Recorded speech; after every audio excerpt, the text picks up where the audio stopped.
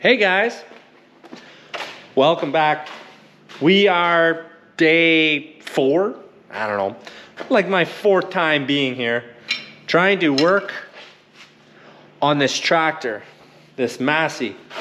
So amongst the front 4-wheel drive issues, as you guys seen, it's still not underneath the tractor.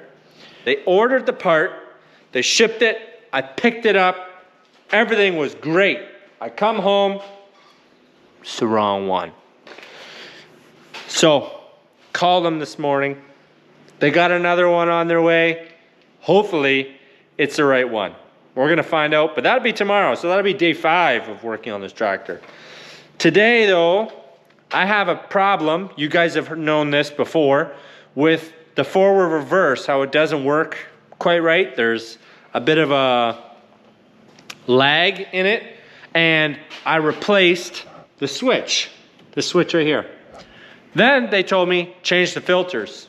So we changed the filters. Was there trying to pick up the part again the other day, talking to the service guy, and he said, oh yeah, there's a solenoid that engages the forward reverse. I haven't found it yet. I'm still looking. There's a solenoid in there. And sometimes there's a magnet in the solenoid that gets stuck. There's also the wiring connection. If the wire connection to the solenoid is not a good connection, because after 10 years or so, you could get a little bit of corrosion in there if it wasn't sealed properly. Now I've had this issue ever since I got this tractor. When we changed the filters, a lot of the oil drained out. So we filtered it as we put it back in, like a really good filter, because it took me an hour and a half to put in one pail. We use the oil according to the spec that they have online for the tractor, which is a much thicker oil than what the dealership is telling me to put in. So I'm going to drain that oil today, and I'm going to take a sample to them. Actually, I'm going to be picking it up from another shop where I got the yellow pails for the Kubota. I'm going to be putting that same stuff in this tractor. And he will be able to tell me if it was way too thick or not. I'm pretty sure it was. Pretty sure it is. Because I remember filtering it back in and it was not what they said it should be. It should be like pretty watery. And if it's too thick, it won't go around that solenoid. Going back to the solenoid, it won't go around the solenoid properly. So that would cause it to be sticky, as I like to say. Hopefully, fingers crossed, that's the issue and not the solenoid. As of right now, I can't find the solenoid just from standing back here. I have to climb under and have a look.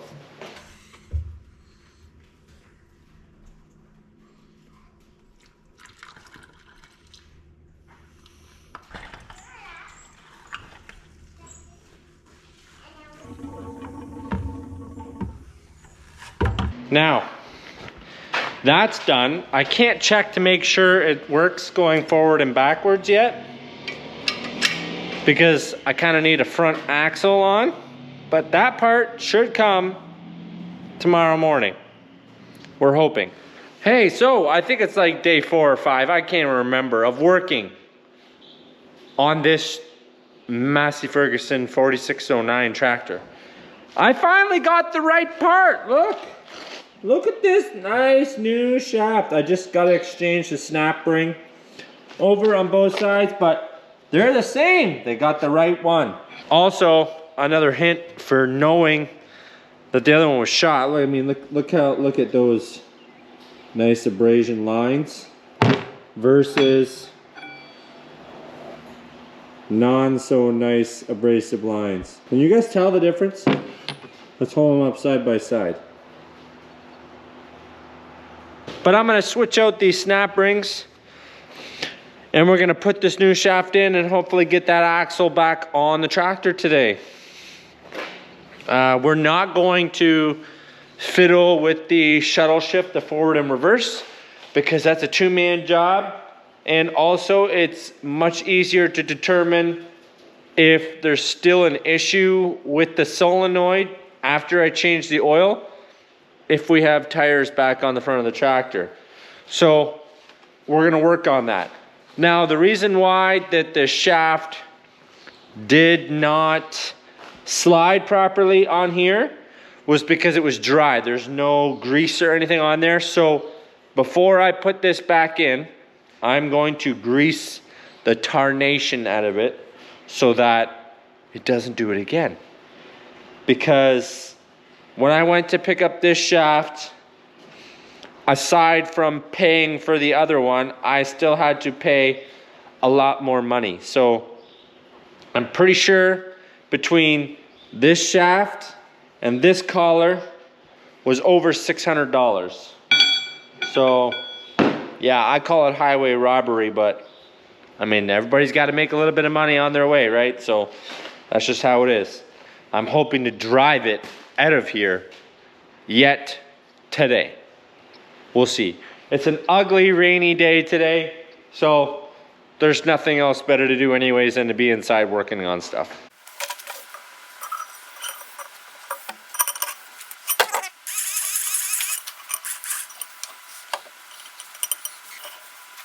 I'm having some trouble getting this axle in the right spot, so I'm going to use my friend's Ratchety and Ratchet-O and hang it a little bit so that I can get it in place, and then I'll get the jack under it closer to where I gotta go, and then jack it the rest of the way up.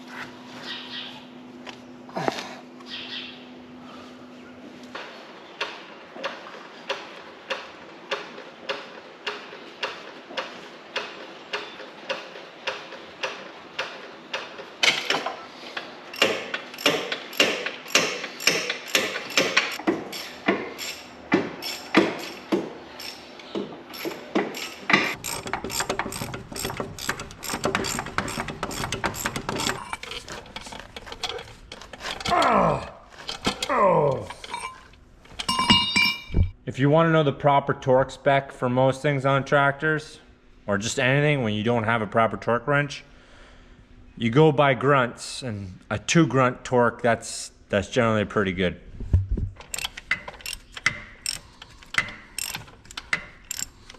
We can take the jack out.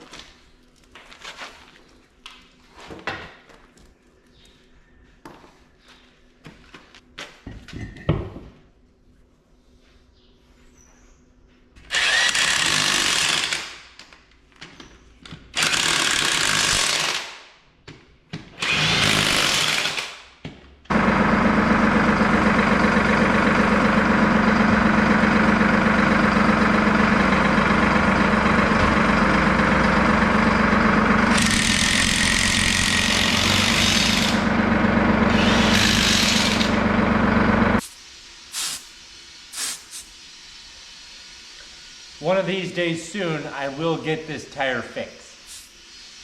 But that day is not today, because I really need this tractor. Well, I'm back to filling this thing up again. Ran out of gear oil, so I had to go get some. Yeah, we're trying to get her all filled up.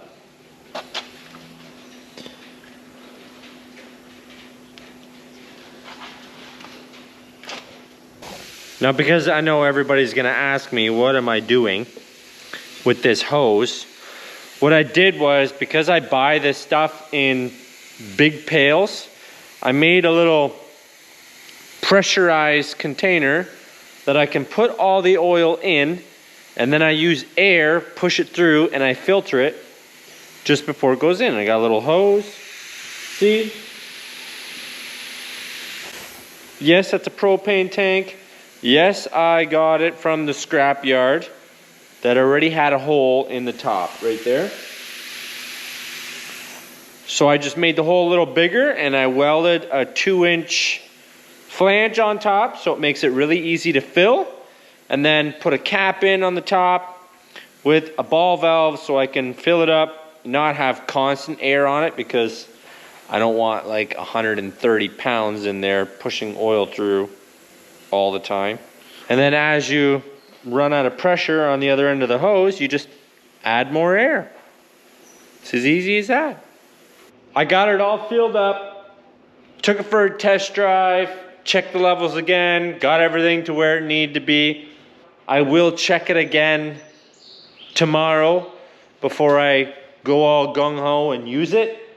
But while I was taking it for the test drive, I was checking to see if changing the tractor hydraulic oil was the right thing to do. Well, it was the right thing to do anyways, because it needed to be done. But whether it fixed my shuttle shift issue, which it has not. Good day, everyone. Today is a big day. We've been working on the tractor. We've been working on a lot of stuff lately, but there is something very important that we need to do, and that is we gotta get these pens cleaned out. It is bad. Like, when I mean bad, here, let's see if I can show it to you properly here. This curb right here is 16 inches from the floor. That's enough height that if a goat were to stand there like this, it'll come up to about there. They could stick their head through nicely and eat. It's a bit higher. That goat, not so bad. Those goats, look at that. Look at that. Okay, let's see if we can line you up properly and see if you can see it. Okay, so you see this curb? We're gonna line it up with the other curb. Excuse me. And you can still see the goat's feet on the manure. That means that manure is 16 inches deep. That creates a few problems. One, the ammonia is pretty bad. Now we are getting to nicer weather, so I'm able to have the curtains open, even though it's cooler, but it still ain't great. It's not good. I gotta get it cleaned out, but the tractor's been broken. I got it fixed, not entirely, but it's fixed enough that the 4-wheel drive works, which I need because you guys see how bad of a mess it is back there. Ugh. Need 4-wheel drive to drive there. So we gotta move some goats around and start cleaning this out.